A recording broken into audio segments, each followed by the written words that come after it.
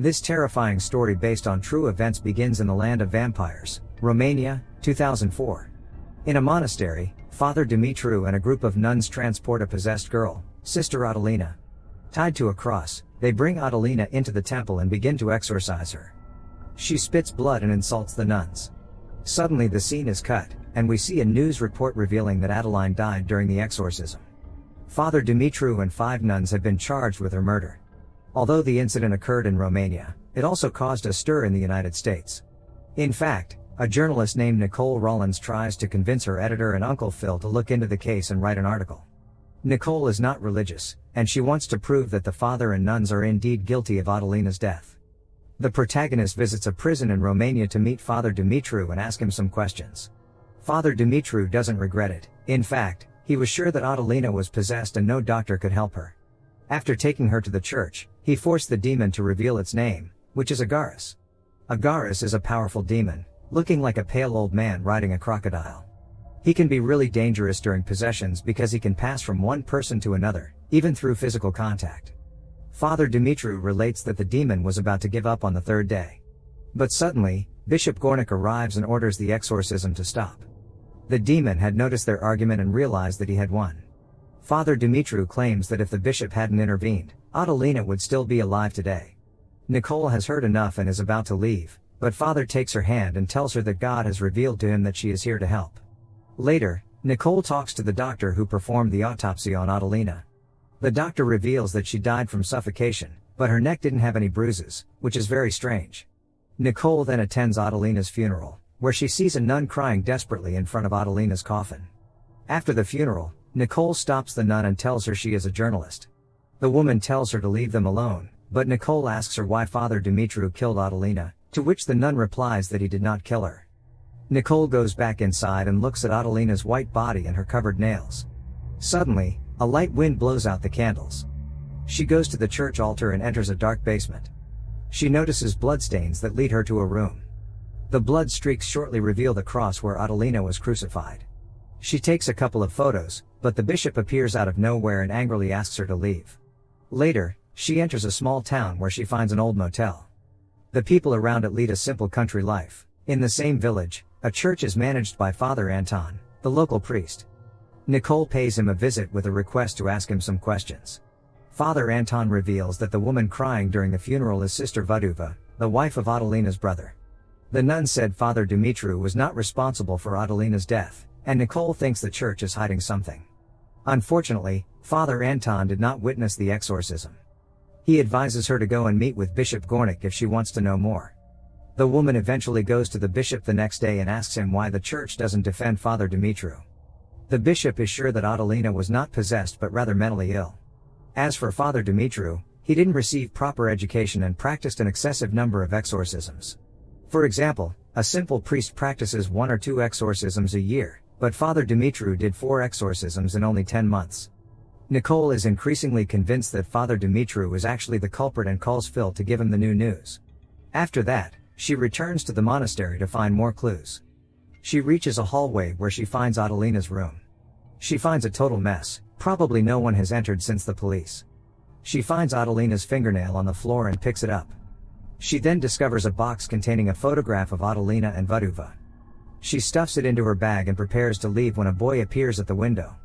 Nicole is startled and runs outside. Outside the church, she sees the boy making the crucifix gesture. Upon returning to the village, Nicole meets Anton again. She convinces him to tell her more about exorcism and demons. Anton reveals to her the different stages of possession. During the first stage, the exorcist must find out the name of the demon in order to cast it out. The second stage is the breaking point, where there is total panic. The demon completely controls the victim's body and doesn't allow the person to eat and drink. The next phase is called the confrontation, in which the exorcist fights directly with the demon. There are 2 possibilities: the exorcist kicks the demon out into hell, or the demon remains resident in the victim and can kill it. The last stage is expulsion, at which point the demon is cast out with the help of Jesus because it has been identified. Nicole cannot understand why the demon killed Adelina. Anton replies that Agaris no longer needs her and can possess another person. Anton points out that Agaris is powerful enough to possess another soul simply by touching the victim's body. The most vulnerable people are those with weakened souls who have taken faith in God. The next day Nicole pays another visit to Sister Vaduva. She refuses to talk, and then Stephen, Adelina's brother, arrives and tries to send her away. The man thinks she is another journalist who wants to put Adelina in a bad light. Nicole wants to know the truth, write an article, and let people know what happened. The nun says that Father Dumitru is innocent. It was the demon who killed poor Adelina. Vaduva says she heard the demon speak when she was bringing food to Adelina. The girl was humming something disturbing and revealed dark black eyes. The demon grabbed her by the throat and lifted her into the air. He ordered her to leave them alone, after which Vaduva ran away terrified. Stephen recounts that it all began when Adelina returned from Germany, where she had gone to work. She worked as a nanny, and she had to take a psychological exam that established her to be totally sane. When she returned to Romania, Adelina wanted to visit Father Gabriel, who had raised them from an early age. When they arrived at the monastery, they noticed that Father Gabriel was standing on top of the bell tower and jumped down. Adelina was distraught. No one could understand why he committed such a great sin. Then there was the occasion when everyone went to Mass, but Adelina was afraid to go in. After Father Gabriel's death, things began to get worse. One day Adelina was crying in her room, and when Vaduva approached, a spider came out of her nose. That evening Nicole saw Father Anton again and told him about losing her faith in God after her mother's death. She had struggled with cancer, and when Nicole discovered a cure, her mother decided to give up medical treatment and leave her fate in God's hands. Nicole is sure that if it were not for her faith, her mother would still be alive. But Anton emphasizes that she cannot choose for someone else and must respect her mother's decision. Later, Anton warns her to be cautious, as her hatred for God and her lack of faith make her a vulnerable target. Nicole walks to the hotel and sees a boy wearing a mask. The boy tells her that someone is following her. Confused, she returns to the hotel and realizes he is the same guy she saw at the monastery. The receptionist reveals that his name is Tavian and he is a gypsy. When Nicole reveals what he told her, the man says that he was born without a tongue and cannot speak. Nicole returns to her room and has a dream in which she makes love with Father Anton. The door to her room opens, waking her up, and when she goes to take a look, she finds Adelina screaming in her face. Nicole is terrified. She closes the door and backs away, but as soon as she turns around, Adelina is behind her. The next day, she visits Tavian, the tongueless boy, and sees him standing at the window. Unfortunately, she is attacked by a dog, and then Tavian disappears. She returns to Sister Vaduva, who reveals to her that Adelina was in love with a man in Germany. She turned away from God to stay with him but then realized that he only wanted to bed her. Adelina returned to Romania to ask God for forgiveness, but the devil heard her first.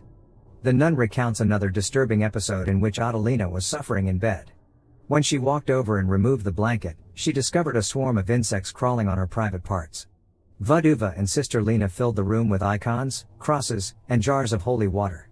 But it was too late. The devil possessed her entirely and did not care about the icons and holy water. They decided to take her out of the monastery, but things did not change. One night, at Stephen's house, they found Adelina in the treehouse together with the children.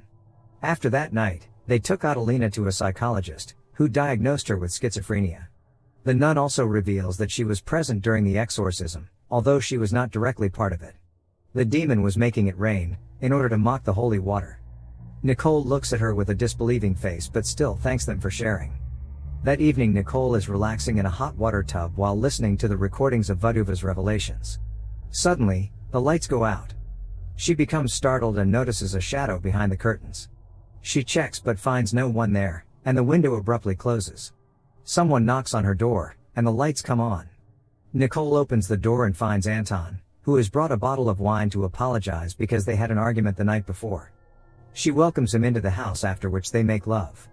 But again, everything turned out to be just a dream. In the morning, Nicole finds a note on the table saying she fell asleep after just one glass of wine. That day the protagonist meets Dr. Funner, who takes her to the ward where Adelina was being treated. Adelina believed that the doctors were demons who wanted to kill her. In fact, we see a scene where Adelina witnesses a possessed doctor inserting a black liquid into her. In the evening, Nicole returns to the motel, but her car breaks down. She tries to start it, but to no avail. When Nicole tries to call Anton, she notices a scary figure in the rearview mirror.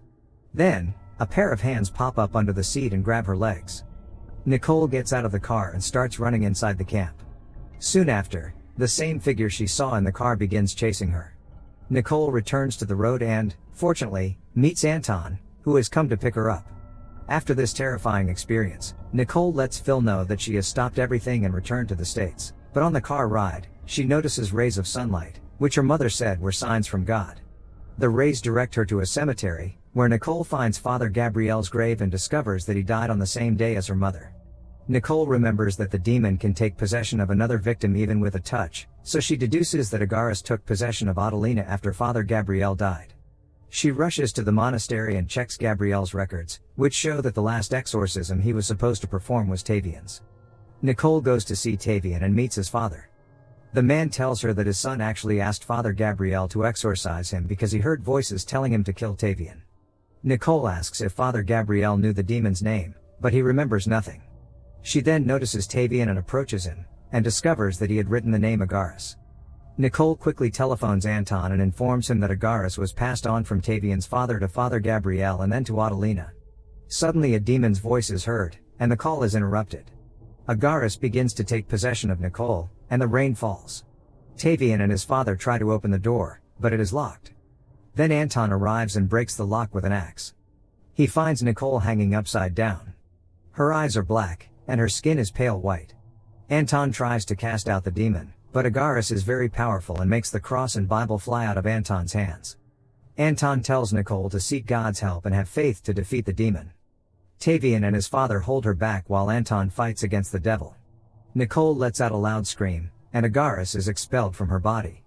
Then, as they embrace, we see the water drops rise. When she regains consciousness, Nicole says she saw her mother. Later, Nicole returns to New York and writes her best article. The credits reveal that Father Dumitru and the sisters have been arrested and served 7 years in prison for the murder of Sister Adelina. In the end, Father Dumitru resumed his exorcism service after his release from prison. Make sure to subscribe and turn on notifications so you can watch more videos like this. Thanks for watching.